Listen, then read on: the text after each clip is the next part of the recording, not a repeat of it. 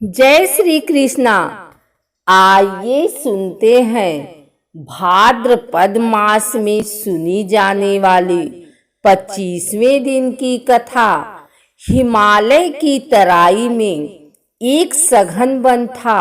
One में तरह तरह के पशु पक्षी रहते थे। वहीं जगह जगह पर ऋषियों की झोपड़ियां भी बनी हुई थी। ऐसा लगता था मानो प्रकृति ने अपने हाथों से उस वन को संवारा हो।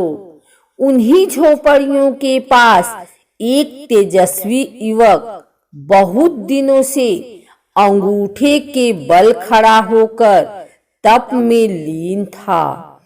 उसने खाना पीना सब कुछ छोड़ दिया था। वह केवल हवा पीकर ही रहता था। उसका शरीर सूख गया था, सिर के बाल बढ़ गए थे, पर चेहरे पर तेज बढ़ता जा रहा था। लगता था मानो दूसरा सूर्य निकल रहा हो। वह तपस्वी पांडवों का भाई अर्जुन था।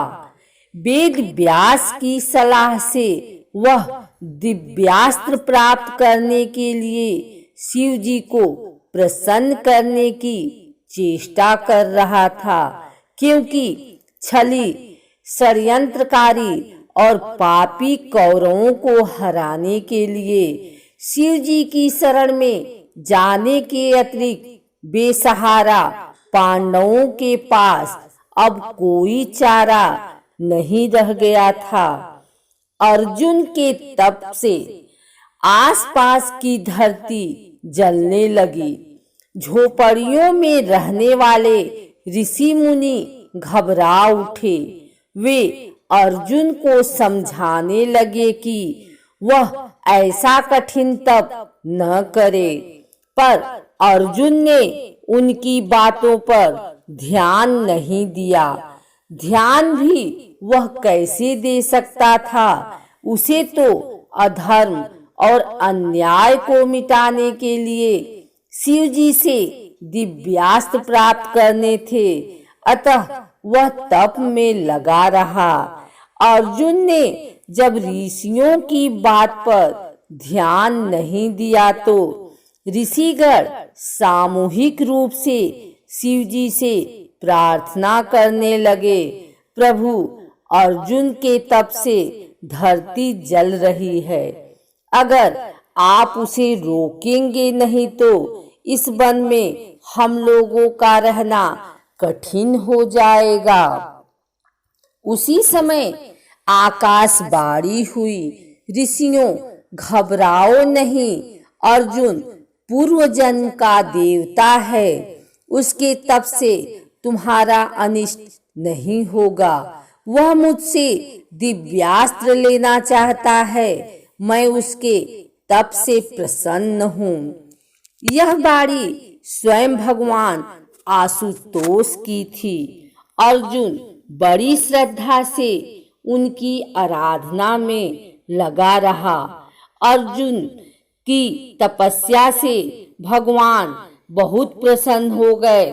प्रसन्न करने के लिए अर्जुन ने अधिक से अधिक तप करना चालू कर दिया। दोपहर का समय था।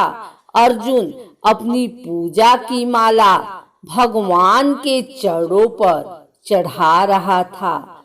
सहसा उसे एक सूकर दिखाई पड़ा, जो कहीं से निकलकर उसी ओर आ रहा था। अर्जुन ने झट अपना धनुष उठाया और धनुष पर बाण चढ़ाकर सूकर पर चला दिया। बाण सूकर की छाती में लगा।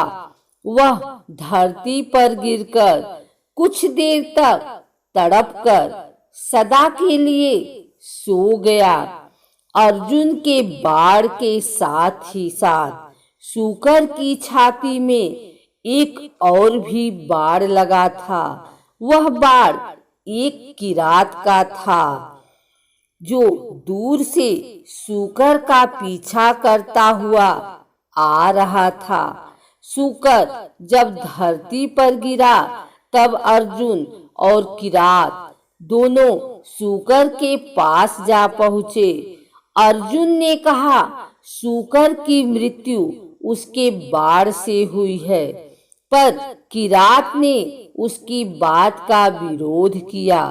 उसने कहा, नहीं, सूकर की मृत्यु अर्जुन के बाण से नहीं, उसके बाण से हुई है। सूकर की मृत्यु को लेकर अर्जुन और किरात में विवाद होने लगा। दोनों ही एक दूसरे की वीरता को ललकारने लगे। बातों ही बातों में अर्जुन का क्रोध भड़क उठा। वह किरात पर बाण चलाने लगा। अर्जुन ने किरात पर कई बाण चलाए, पर उसके सभी बाण किरात के शरीर से फल की तरह लग कर नीचे गिर पड़े। वह विस्मित हो उठा, पर साथ ही और भी अधिक क्रोध हो उठा। वह किरात को युद्ध के लिए ललकार कर उस पर बाणों की वर्षा करने लगा।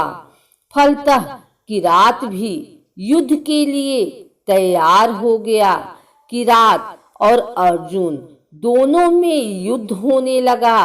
अर्जुन के पास युद्ध की जितनी कलाएं थी, जितने अस्त्र शस्त्र थे, सबका उसने उपयोग किया, पर किरात का बाल तक बाका नहीं हुआ।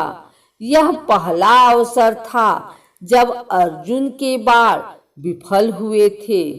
वह आश्चर्य में डूबकर सोचने लगा, यह किरात कौन है? मेरे बाण क्यों विफल हो गए? कहीं किरात के रूप में भगवान शिव तो नहीं है?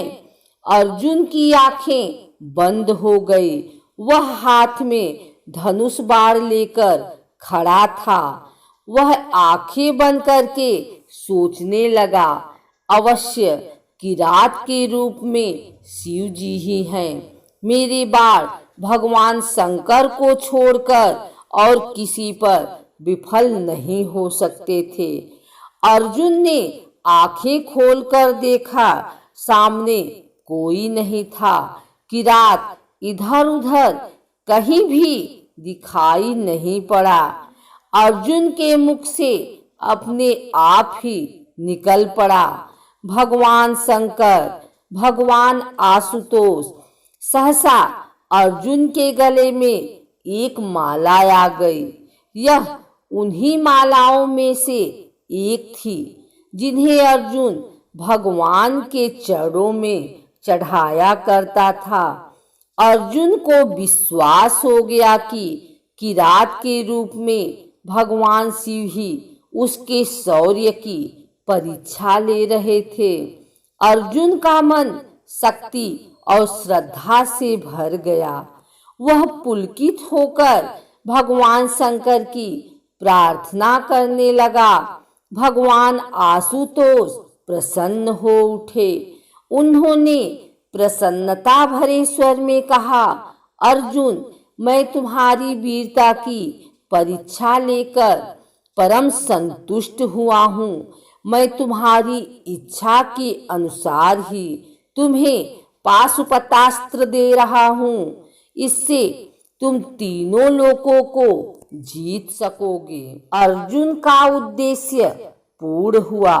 महाभारत के पन्नों से प्रकट है कि अर्जुन ने भगवान शंकर के दिए हुए अस्त्रों से ही महाभारत के युद्ध में विजय प्राप्त की थी। सृष्टि के इतिहास में शौर्य की नैवेद्य से शिव जी को संतुष्ट करने वाला अकेला अर्जुन ही है। अतः उसकी वीरता की कहानी प्रलय की छाती पर भी लिखी रहेगी।